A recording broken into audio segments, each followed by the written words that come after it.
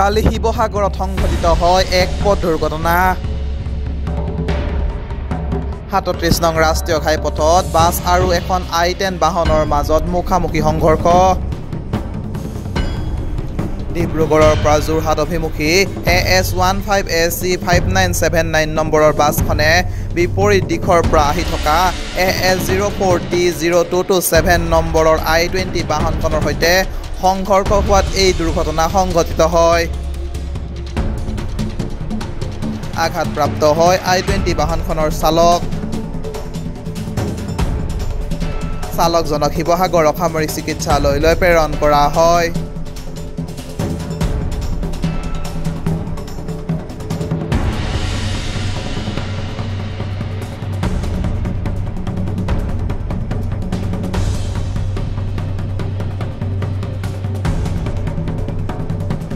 শিৱসাগৰৰ পৰা ফৰিদ আলীৰ report, news 12 Assam north east.